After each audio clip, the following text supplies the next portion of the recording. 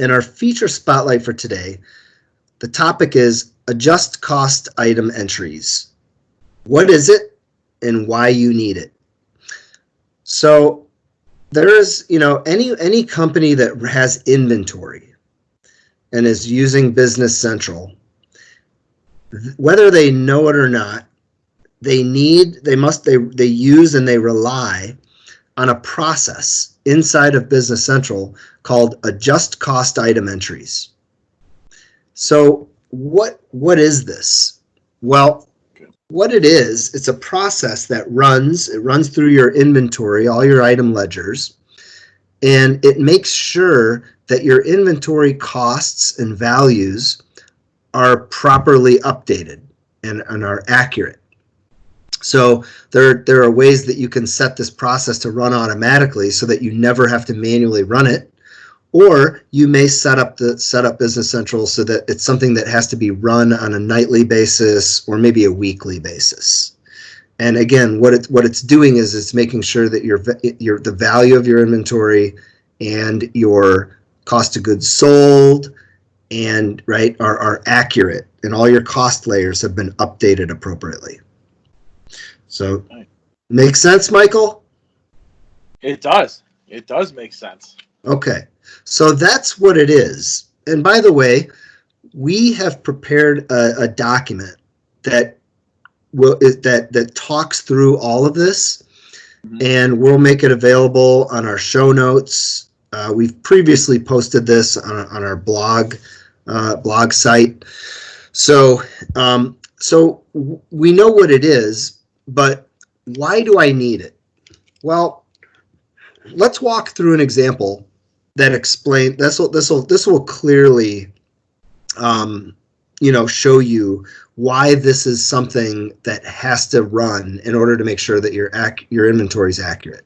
Okay, so let's say that we're a distribution company, and we're buying some items that we're going to put into our warehouse, and then we're hoping to get some customer orders for these items, right? Mm-hmm. And so the first time we do FIFO costing here. So whether it could be average, it could be LIFO, it could be FIFO, right? Or even lot specific or serial specific. But in this case, we'll talk about a FIFO example here to follow our document. And so what happens is we create a purchase order from a vendor, and we order some of these items. Let's call them widgets for today. Or should we call them cases of beer? Let's do cases of beer. Cases of beer. So we're going to buy some cases of craft beer, and we're going to place an order with a vendor, and we're going to pay $20 per case. So this is some good stuff. All right. Okay. And then so we put all this beer in our warehouse, and it's sitting there. We've got 100 cases sitting there at $20 a case, right? And then we create another purchase order. We're going to order some more because we anticipate it's getting to be summer. We're going to really start selling this like hotcakes. So we're going to order some more. But the price now has gone up to $30 a case. Oof. Right, I know. It breaks my heart when the price of beer goes up. So now we're going to buy another 100 cases at $30 a case. So what happens now is if you were to go look at your item record, there's a field called unit cost. And the unit cost on that item card would now say $25, right? Because I paid about 100 at $20 and I bought 100 at $30. So, okay. Right, that makes sense. So all it knows, I got 200 cases now at an average unit cost of $25 per case. Now I get my first sales order for some of this beer. And a customer orders 1 case of beer. So I create my sales order, and there's a field on my sales order called unit cost. Well, at this point, all Business Central knows is that my current cost on average is $25, because I don't know exactly when I'm going to ship this to them. I don't know which items are we gonna sell them some of the $20 ones or some of the $30 ones? Right. I really don't know because I haven't segregated them. I've just put them on a pallet in the warehouse. So they're all sitting there. So the best guess it has is $25. So that's my original cost on my sales order. Okay. Well, next what happens is we ship and we invoice the customer for that case of beer.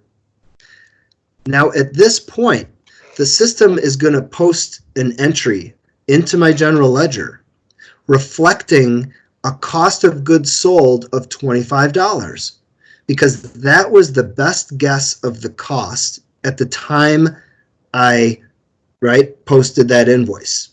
Mm-hmm. But now the adjust cost process runs. That's this process we're talking about. And it looks at my cost layers and it says, wait a minute, you actually just sold them because you're FIFO. You first in, first out. You sold them a case at $20.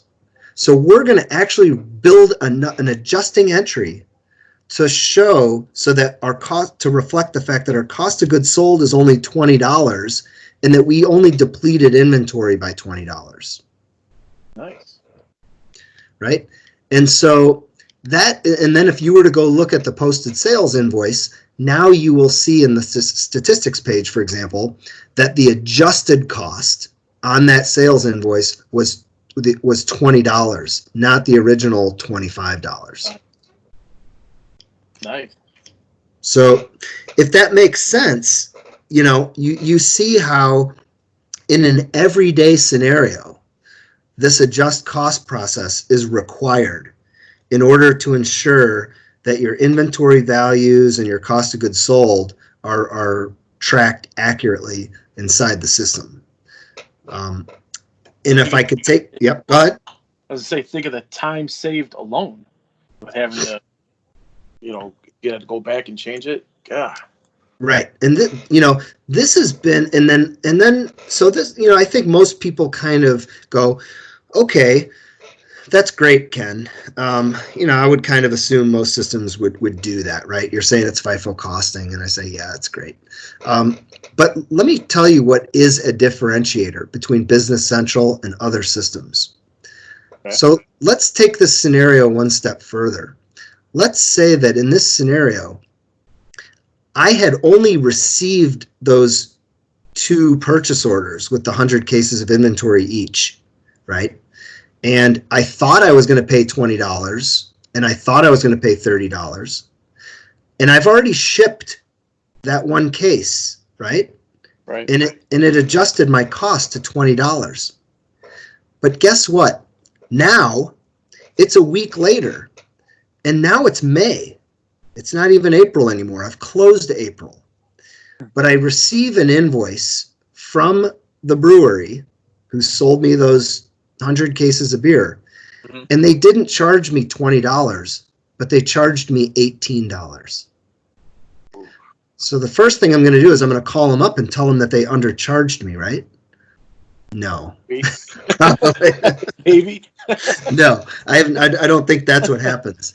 I think what happens is the payables person who does a get receipt lines to invoice that order, they change the cost that comes in from $20 down to $18, and then they post that payable invoice so that they can pay the brewery $18 a case, right, for those 100 cases. Yep.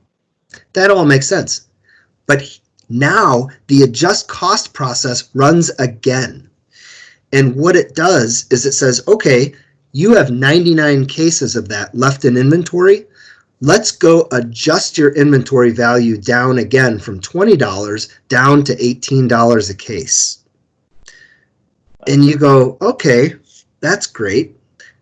But it does one last thing, and this is the huge differentiator, is that it then goes and it looks to see if you've already sold some of those. And it finds that you did. You sold one case to a customer, and it recorded an adjusted cost of $20. It finds that sale, and it adjusts the cost on that invoice in that sale down from $20 now down to $18. Wow. Pretty nice. Very nice. Right. So at the end of the month, right, we're going to do our best job to reflect our cost of goods sold based on those expected costs from the PO. But ultimately, at the end of the day, even if you get those invoices after you've shipped and invoiced those items to customers, and even if it's after the end of the month, the system will still go adjust your inventory and your cost of goods sold. And what that means is that whenever you run your inventory profitability or customer profitability reports in Business Central, those numbers that you're looking at are 100% accurate, regardless of the timing of those transactions that have occurred. Wow. That's nice. That's real nice. It's a huge differentiator too. Yep. So I hope that helps explain for people what this adjust cost process is, what it is, and more importantly, why I believe every customer needs it.